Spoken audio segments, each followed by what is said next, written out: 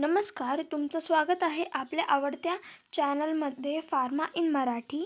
गेल्या व्हिडिओमध्ये आपण पाहिलं होतं बॉडी फ्लुइड्स आणि बॉडीमधले इलेक्ट्रोलाइट्स.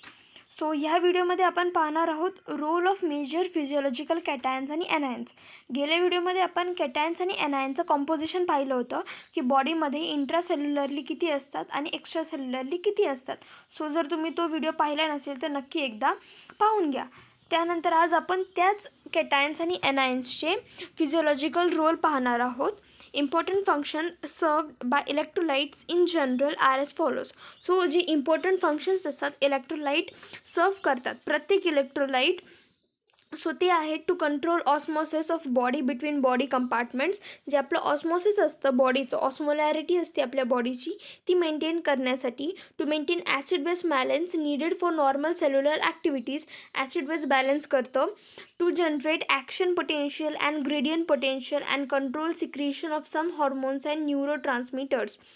ॲक्शन पोटेन्शियल जो असतो आपला किंवा ग्रेडियंट पोटेन्शियल जो पंप असतो आपला, ॲक्शन पोटेन्शियल पंप असतो राईट. सो ते मेंटेन करण्यासाठी आणि जे काही स्पेसिफिक हार्मोन्स असतात किंवा जे न्यूरो ट्रान्समीटर्स असतात त्यांचं वर्क करण्यासाठी आपल्याला जे इलेक्ट्रोलाइट्स असतात ते इम्पॉर्टंट असतात. सो सगळ्यात पहिला इलेक्ट्रोलाइट आहे आपला सोडियम.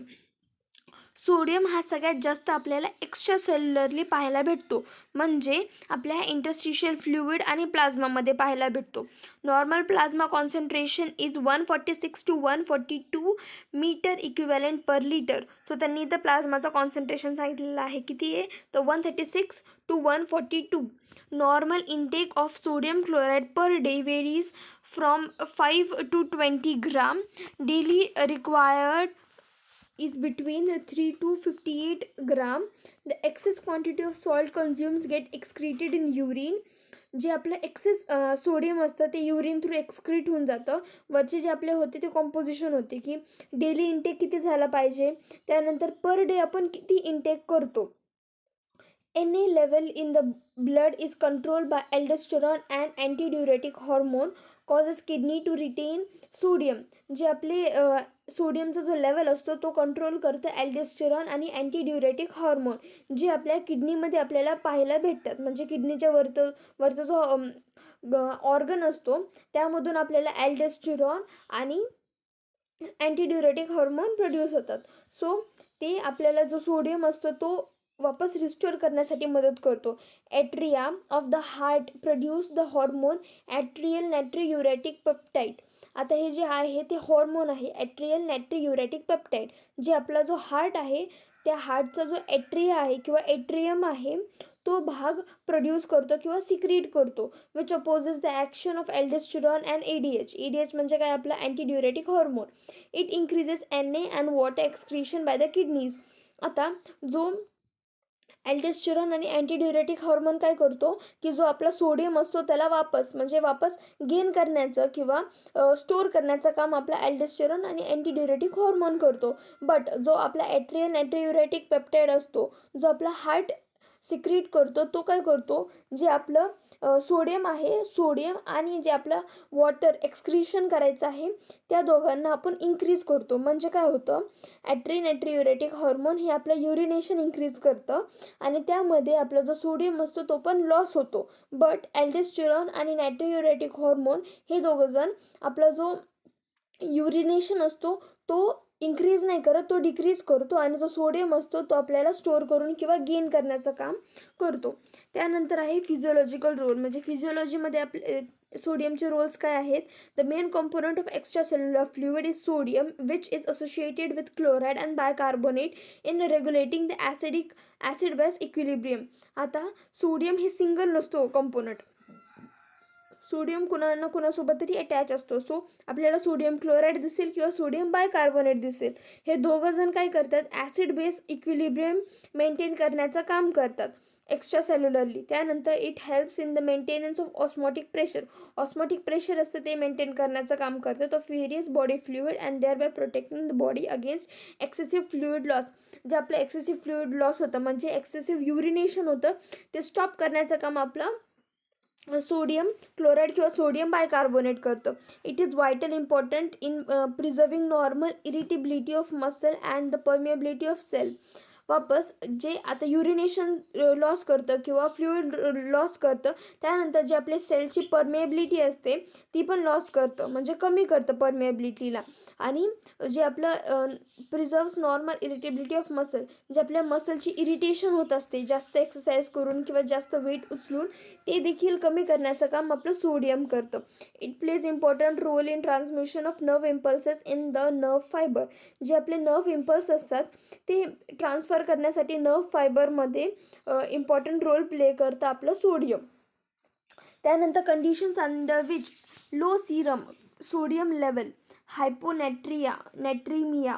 आता नॅट्रिमिया म्हणजे काय, तर सोडियमचा जो ग्रीक वर्ड आहे किंवा जो ओरिजिनल वर्ड आहे सायंटिफिक, त्याला आपण नॅट्रिया असं बोलतो किंवा नॅट्रियम असं बोलतो. त्यामुळे जो आपला सायंटिफिक सिम्बॉल आहे सोडियमचा तो Na आहे. ठीक आहे. So due to excessive urination as in case of diabetic insipidus. आता ज्या ठिकाणी आपलं इन्क्रीज युरिनेशन होतं त्या ठिकाणी जो डिझीज असतो किंवा जी कंडिशन असते ती असते डायबिटीज इन्सिपिटस. म्हणजे डायबिटीज इन्सिपिटसमध्ये युरिनेशन इन्क्रीज होते. सो हे कधी होतं, जेव्हा आपली जी सिरम लेवल असते ती कमी होते, म्हणजे सोडियम लेवल कमी झाल्यानंतर. आता सोडियम लेवल कमी झाल्यानंतर आपला जो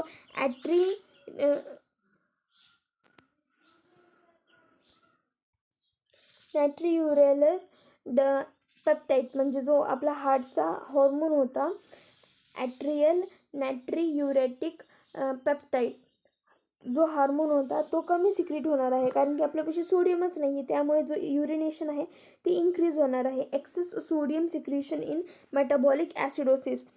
जे मेटाबॉलिक ॲसिडोसिस होतं त्या टायमिंगला सोडियम जे आहे ते जास्त एक्सक्रीट आउट होतं. Diarrhoea and vomiting. मग डायरियाच्या टायमिंगला किंवा वॉमिटिंगच्या टायमिंगला देखील आपलं जे जे सोडियम आहे ते एक्सक्रीट आउट होण्याची शक्यता असते. वापस ॲडिसन्स डिझीज यामध्ये काय होतं, Addison's disease in which there occurs a decrease secretion of hormone aldosterone which is anti diuretic hormone. मग ॲडिसन्स डिझीजमध्ये काय होतं, युरिनेशन डिक्रीज होतं. का डिक्रीज होतो, कारण की जो ॲल्डोस्टेरॉन हॉर्मोन आहे तो सिक्रीट होत नाही त्या टायमिंगला किंवा त्या डिझीजमध्ये.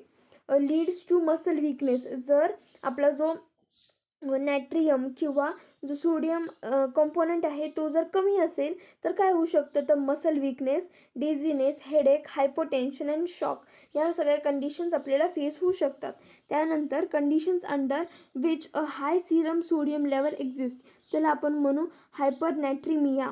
त्यामध्ये काय होतं, सिव्हिअर डिहायड्रेशन, म्हणजे त्या टायमिंगला आपल्याला वॉटर नसतं. त्या सिच्युएशनमध्ये आपला जो सोडियम लेवल असतो तो इन्क्रीज होतो. का, कारण की ज्या टायमिंगला युरिनेशन होत असतं म्हणजे वॉटर लेवल जास्त असतो त्यावेळेस आपलं जे सोडियम आहे ते पण एक्सक्रीट आउट होणार आहे. बट जर इथं पाणीच नाही आहे तर युरिनेशन नाही होणार तर आपला जो सोडियम लेवल असतो तो इन्क्रीज होणार. सो इथं सांगितलेलं आहे की severe dehydration, hyper adrenalism, Cushing syndrome, त्या कंडिशनमध्ये देखील आपला जो सोडियमचा लेवल असतो तो इन्क्रीज होतो. Certain types of brain damage, excessive treatment with sodium salt. आता सोडियम सॉल्टचा जो ट्रीटमेंट चालू असणार व कुठल्याही कंडिशन्समध्ये त्या टायमिंगला देखील आपला जो सोडियमचा लेवल आहे बॉडीमध्ये तो इन्क्रीज होणार आहे, कारण की आपण डायरेक्टली इंटेक करत आहेत सोडियम जास्त प्रमाणामध्ये. Leads to intense thirst. जेव्हा पण आपण मीठ खातो बघा त्या टायमिंगला आपल्याला काय होतं, तहान लागल्यासारखं वाटतं. सो जर सोडियम लेवल जास्त झालेला असेल तर ऑफकोर्स आपल्याला तहान लागल्यासारखं वाटणार आहे. त्यानंतर फटीग, रेस्टलेसनेस, एज्युटेशन अँड कोमा म्हणजे सिव्हिअर कंडिशन किंवा खूप जास्त सोडियम आपल्या बॉडीमध्ये इंटेक झालेलं असतं त्या टायमिंगला. हे खूप ॲडवर्स कंडिशनमध्ये होतं किंवा खूप कमी प्रमाणामध्ये होते, जास्त प्रमाणामध्ये होत नाही. त्यानंतर आपण सेकंड व्हिडिओमध्ये पाहणार आहोत पोटॅशियमचं फुल कंडिशन पाहणार आहोत. वापस त्याचं हायपर